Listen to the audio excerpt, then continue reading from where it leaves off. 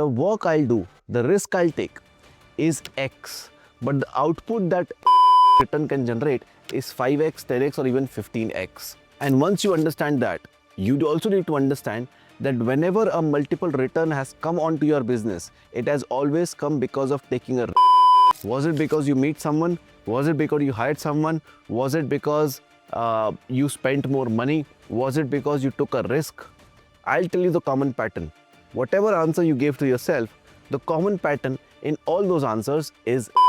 Now all of this brings me to the step number 1, which can give me a multiple of 2 or multiple of 10 result in my business. We'll take a very simple example.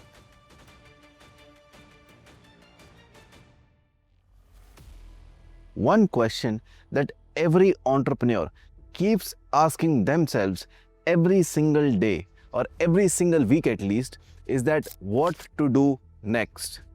Let me tell a pattern about you. You started your business, you got it to some level, and now the constant question you ask yourself is what to do next. Should I make systems? Should I do more sales? Should I get more marketing done? Should I get a team member? Should I fire someone? Should I explore new opportunity? Should I network more? This constant question of what do I do next is what is killing your business every single day. Now, sometimes you watch a video, meet someone, talk to someone, and then you got this answer of, okay, I can do this. And you keep on doing that in your business till the time that is completed.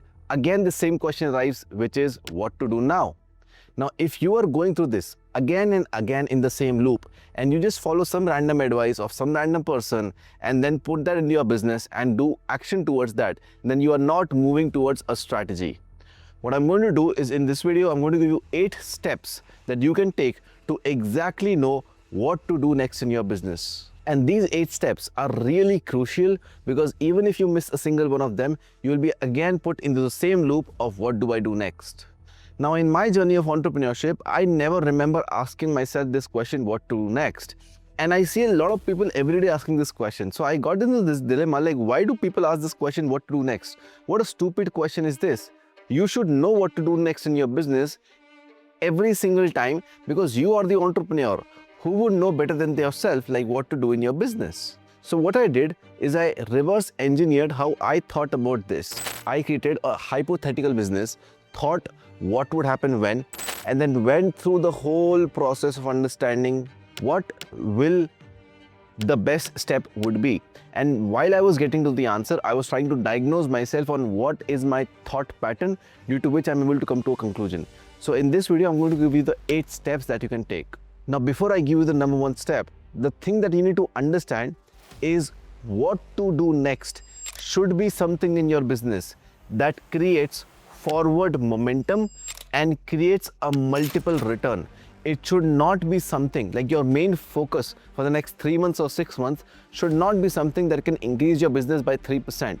It should be something that can give a return of multiples on your business. That means, example, if I'm doing 80 lakhs a month right now, my goal with that should not be how can I get to 85 lakhs, but the thing that I choose next on what to do in my business should at least propel it to 1.2 CR, 1.6 CR, 2 CR, whatever that number is. And once you understand that, you also need to understand that whenever a multiple return has come onto your business, it has always come because of taking a risk. So think about this. Whenever you were able to double or triple your business in a short period of time in your past, what happened? Was it because you meet someone? Was it because you hired someone? Was it because you spent more money? Was it because you took a risk? I'll tell you the common pattern. Whatever answer you gave to yourself, the common pattern in all those answers is risk. You took some kind of money or time risk due to which you were able to get a multiple return, which also makes us understand that the only way to propel forward in business and create a return of multiples is by taking a risk. And that risk can be in multiple ways, shape and forms. That risk can be hiring a big team member or a big salary person that you never did, or spending more on ads, or opening a new location, or buying an expensive camera. It can be any kind of risk that you took on your business due to which you got a crazy big return. Now, there were a lot of times where you took a big risk, but that did not work out. Now, all of this brings me to the step number 1, which is what risk you can take. So take a pen and paper and write down a simple question for yourself. What are the risks that I can take today in my business which can give me a multiple of 2 or multiple of 10 result in my business? We'll take a very simple example. Let's say I own a cafe. I put 30 lakhs or 50 lakhs to build that cafe. And now that cafe is generating me a profit of 1 lakh a month. My revenue is 3 lakhs and my profit is 1 lakh, all hypothetical numbers. Now the question I need to ask myself is what risk I can take currently to get my profit from 1 lakh to 2 lakh, 3 lakh, 4 lakh or 5 lakh. So I'll take a pen and paper and I'll write down as much things I can do or as much risk I can take or multiples in which I can take risk on due to which my business would grow. So one risk I can take is open one more location. One risk I can take is hire one more chef to get more dishes.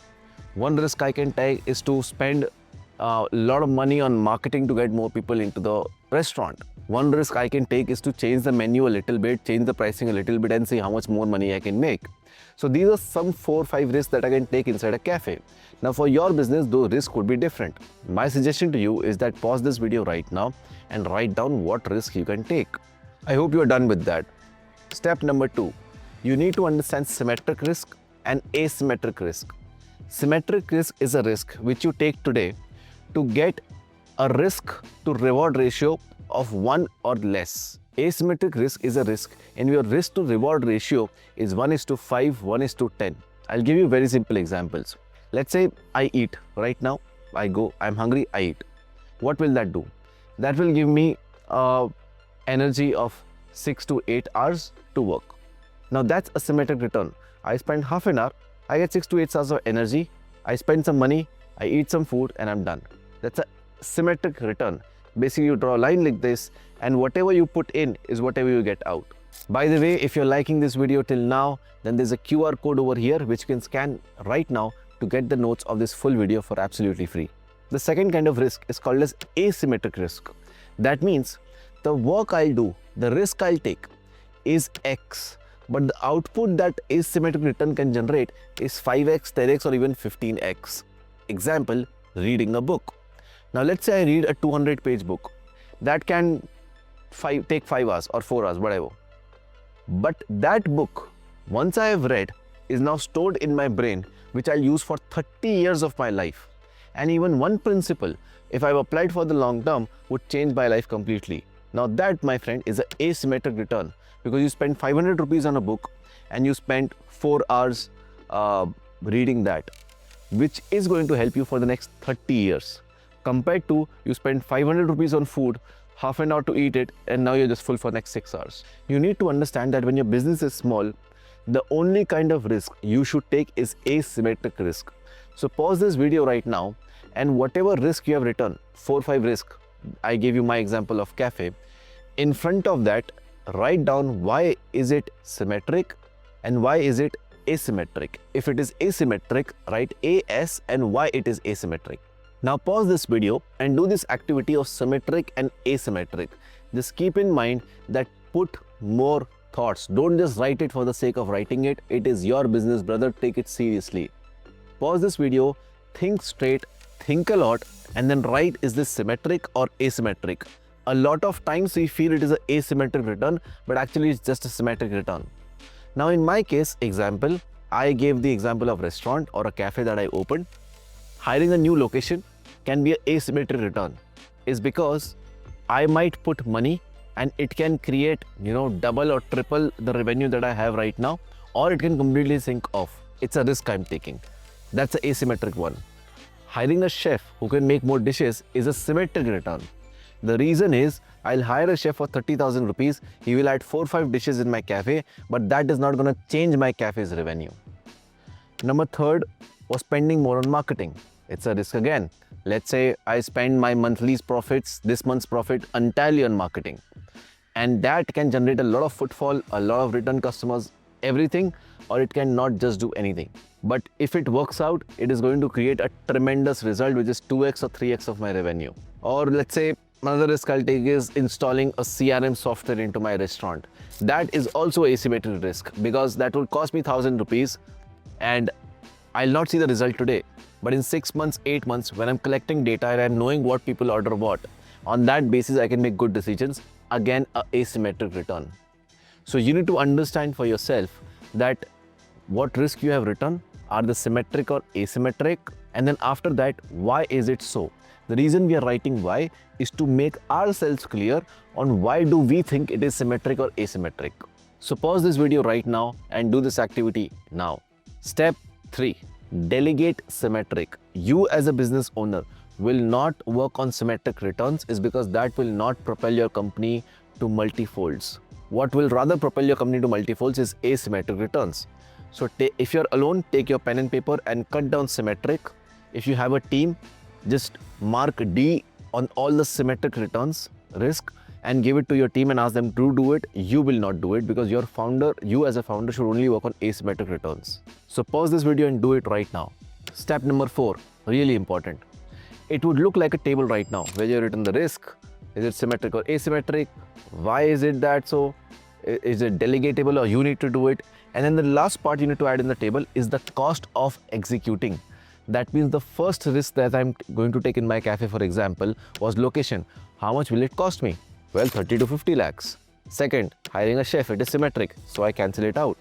Number 3, spending on marketing. Let's say I spend 1 lakh on marketing, so I'll write 1 lakh. 4th, putting a CRM software or a follow-up software, WhatsApp software, whatever. That would cost me how much? 5,000. So I'll write 5,000. So you will write the cost of executing that particular risk that you have written. How much will it cost you? Once you write the costing of all these parts, it would absolutely be clear on what to do next in your business. Because that brings me to step number 5, which is take the lowest cost and highest return one. So in this whole table that you have made, which asymmetric risk is coming to the lowest cost? In the case of cafe, which I'm giving you as an example in the whole video, it is coming out to be the CRM software or the WhatsApp software because it's an asymmetric return. In 6 to 8 months, I'll see continuous improvement, data, everything which will help me make better decisions about my cafe. And it's only costing me 5,000 bucks. So my instant decision as a business owner today is to install a CRM, ERP, follow-up, WhatsApp software, whatever is needed in the business as soon as possible because I know this is an asymmetric return which can give me multifold returns as well as is costing me the least to operate on right now. And once this is done and once you know your answer, comes step number 6, which is execute it as fast as possible. And if not in one step, execute it 5 to 10 times. Let's say CRM was not an option. The second viable option was spend on marketing, advertising, right? Because that would cost me 1 lakh rupees, but can create multiple returns. Now in that case, I'll not just spend 1 lakh rupees and sit down. What I'll do is I'll take that 1 lakh rupees and create a full plan on how to spend this 1 lakh rupees. How much offline, how much online, what kind of ads I'll use, how much in production, how much in actual advertising, how much to the agency, blah, blah, blah, blah, blah. And I'll do it repeatedly. That means this month I'll spend 40, next month I'll spend 40 again, next month I'll spend 40 again. I'll do it for 3-4 months straight to actually know what is the result of this. Not just spend all the money at once and then sit down and then cry that my risk did not work out, but rather split my risk over time and do it again and again. And then brings me to the last step, which is step number 7. Step number 7 is basically once you have done tick mark on one thing, let's say it was CRM, I executed it for a month or 2, I got to know what works and that risk did not work out, for example. I would still cut it off and move to the second best one, the one that is on second number in cost, which is advertising. Then I'll do that for 3-4 months. Let's say it worked out, I'll cancel that out. Then I'll move to the third one, which was the location one. And I'll keep on doing this activity again and again and move up the ladder of cost. The reason I can move up the ladder of cost is because one of the risks of previous would have worked out. When that works out, you make more money. That means you can take more risk and you keep on going up the ladder. Once all the tasks of this list are completed and I have no work to do, and I again get to the question, what should I do in my business? The simple thing is do the activity again, which is step number 8. Do the activity again from the start. This time you will have new answers. This time you will have new symmetries and asymmetries. This time you will have new cost. Again, cut down the symmetry and repeat the whole process again. And this brings me to the end and ask you to share this video with a friend who might get help from this video. Subscribe to the channel, press the bell icon. Let me know in the comments what else you want video on. And lastly, my name is Himanshu Agrawal. I run a company called O8. We are a venture studio which hyperscales company by taking an equity and a royalty percentage. Links in the description to apply. I'll see you in the next one.